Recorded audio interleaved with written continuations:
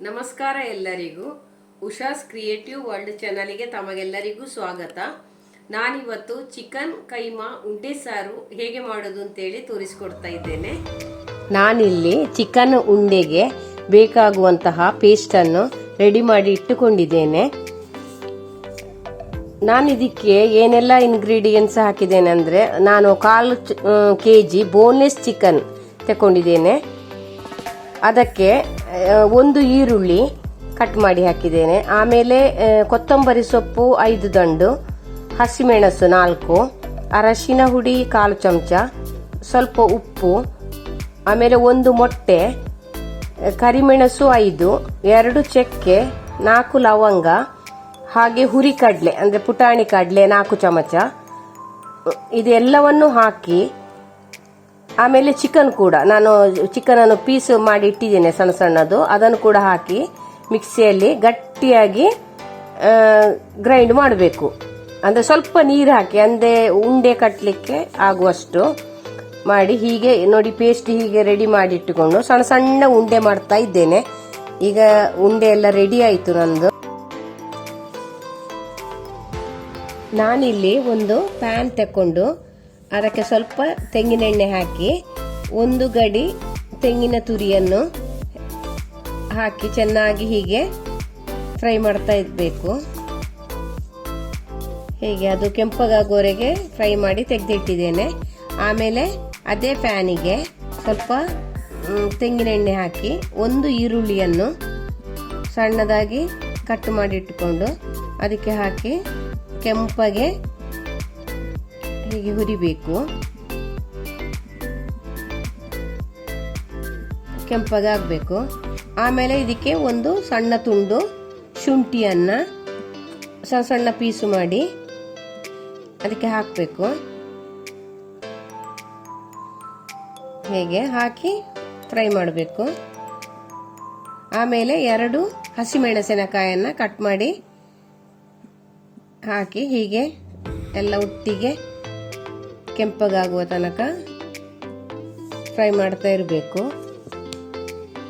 ನಾನಿದಕ್ಕೆ ಸ್ವಲ್ಪ ಧನಿಯಾ ಹುಡಿ ಮತ್ತೆ ಮೆಣಸಿನ ಹುಡಿ ಹಾಕಿ ಹೀಗೆ ಚೆನ್ನಾಗಿ ಒಟ್ಟಿಗೆ ಫ್ರೈ ಮಾಡ್ತಾ ಇದ್ದೇನೆ. ಹೀಗೆ ಚೆನ್ನಾಗಿ ಮಿಕ್ಸ್ ಆಗೋವರೆಗೆ. ಆಮೇಲೆ 1 ಟೊಮೆಟೊವನ್ನು ಸಣ್ಣ ಸಣ್ಣ ಪೀಸಾಗಿ ಮಾಡಿ ಅದಕ್ಕೆ ಹಾಕಬೇಕು. ಹೀಗೆ ಟೊಮೆಟೊನ ಪೀಸ್ ಮಾಡಿ ಅದಕ್ಕಿಂತ ಮೊದಲು ನಾನು ಹೀಗೆ ಫ್ರೈ ಮಾಡಿ ಇಟ್ಟುಕೊಂಡಂತ ತೆಂಗಿನ ತುರಿಯನ್ನು ಒಟ್ಟಿಗೆ ಹಾಕಿ ಒಟ್ಟಿಗೆ ಮಸಾಲೆ ಎಲ್ಲ ಮಿಕ್ಸ್ ಆಗುವಾಗೆ ಹೀಗೆ ಫ್ರೈ ಮಾಡಿದ್ದೇನೆ. ಅಂದರೆ ತೆಂಗಿನ ತುರಿ ಮತ್ತೆ ಖಾರದ ಪುಡಿ ಧನಿಯಾ ಎಲ್ಲ ಒಟ್ಟಿಗೆ ಮಿಕ್ಸ್ ಆಗಬೇಕು. ಹೀಗೆ ಮಿಕ್ಸ್ ಮಾಡಿದ ಮೇಲೆ 1 ಟೊಮೆಟೊವನ್ನು ಸಣ್ಣ ಸಣ್ಣ ಪೀಸ್ ಮಾಡಿ ಅದಕ್ಕೆ ಹಾಕಬೇಕು. ಹಾಕಿ ಚೆನ್ನಾಗಿ ಮಿಕ್ಸ್ ಮಾಡಬೇಕು. ಹೀಗೆ ಅದು ಫ್ರೈ ಆಗಬೇಕಾಗಿಲ್ಲ, ಆದರೆ ಸ್ವಲ್ಪ ಬಾಡಿದ್ರೆ ಸಾಕು. ಹೀಗೆ ಆಮೇಲೆ ಇದನ್ನು ಮಿಕ್ಸಿಯಲ್ಲಿ ಹಾಕಿ ಚೆನ್ನಾಗಿ ಗ್ರೈಂಡ್ ಮಾಡಿ ಇಟ್ಟುಕೊಂಡಿದ್ದೇನೆ. ಈಗ ಒಂದು ಫ್ಯಾನಿಗೆ 5-6 ಎಸಳು ಬೆಳ್ಳುಳ್ಳಿಯನ್ನು ಜಜ್ಜಿ ಹಾಕಿದ್ದೇನೆ. ಹೀಗೆ ಅದು ಕೆಂಪಗಾಗುವವರೆಗೆ ಬಿಟ್ಟು ಅದಕ್ಕೆ 2 ಇದು ಬೇವು ಸೊಪ್ಪು ಹಾಕಿದ್ದೇನೆ. 2 ಗರಿ ಬೇವು ಸೊಪ್ಪು ಹಾಕಿ ಆಮೇಲೆ 1 ಈರುಳ್ಳಿಯನ್ನು ಕಟ್ ಮಾಡಿ ಹಾಕಿದ್ದೇನೆ. ಹಾಕಿ ಒಟ್ಟಿಗೆ ಎಲ್ಲ ಫ್ರೈ ಮಾಡಬೇಕು. ಹೀಗೆ ಫ್ರೈ ಮಾಡಿ ಎಲ್ಲ ಆದ ನಂತರ ಅದಕ್ಕೆ ನಾನು ಹೀಗೆ ಗ್ರೈಂಡ್ ಮಾಡಿ ಇಟ್ಟುಕೊಂಡಂತಹ ಮಸಾಲೆಯನ್ನು ಸೇರಿಸಿದ್ದೇನೆ. ಇದು ಇಷ್ಟು ದಪ್ಪಕ್ಕೆ ಬೇಡ, ಹಾಗಾಗಿ ಸ್ವಲ್ಪ ನೀರು ಹಾಕಬೇಕು. ಅದಕ್ಕೆ ಸ್ವಲ್ಪ ತೆಳ್ಳಗಿದ್ರೆ ಒಳ್ಳೆಯದು. ಹೀಗೆ ಆಮೇಲೆ ಉಂಡೆ ಹಾಕಿದ ಮೇಲೆ ಅದು ದಪ್ಪ ಬರ್ತದೆ ಸಾರು. ಹೀಗೆ ಚೆನ್ನಾಗಿ ಮಿಕ್ಸ್ ಮಾಡಿ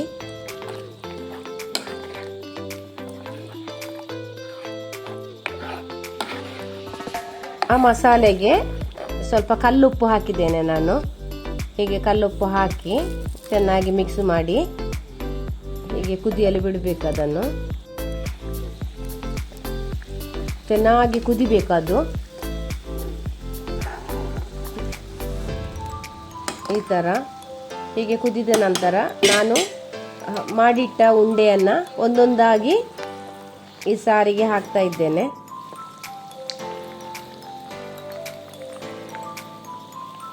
ಹೀಗೆ ಸಾರಿಗೆ ಹಾಕ್ತಾ ಇರಬೇಕು ಎಲ್ಲ ಉಂಡೆಗಳನ್ನು ಕೂಡ.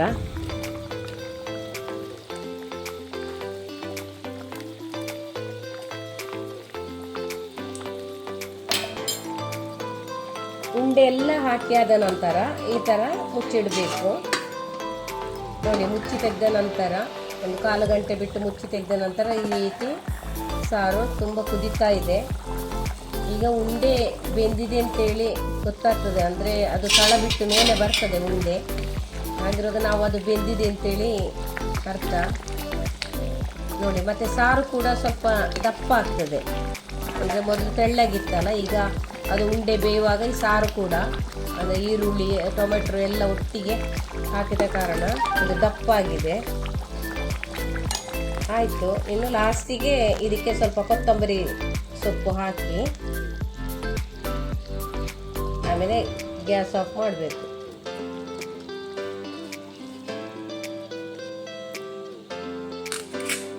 ಈಗ ಚಿಕನ್ ಕೈಮಾ ಉಂಡೆ ಸಾರು ಸವಿಯಲು ಸಿದ್ಧವಾಗಿದೆ. ನೀವು ಕೂಡ ಮನೆಯಲ್ಲಿ ಇದನ್ನು ಮಾಡಲಿಕ್ಕೆ ಟ್ರೈ ಮಾಡಿ. ತುಂಬ ಸುಲಭ ಕೂಡ, ಹಾಗೆ ತುಂಬ ರುಚಿಯಾಗಿ ಇರ್ತದೆ. ರೊಟ್ಟಿ ಮತ್ತು ದೋಸೆ, ಚಪಾತಿ ಇದಕ್ಕೆಲ್ಲ ತುಂಬ ಕಾಂಬಿನೇಷನ್, ತುಂಬ ರುಚಿಯಾಗಿ ಇರ್ತದೆ ಇದು ಕೂಡ. ನೀವು ಕೂಡ ಟ್ರೈ ಮಾಡಿ. ಧನ್ಯವಾದಗಳು.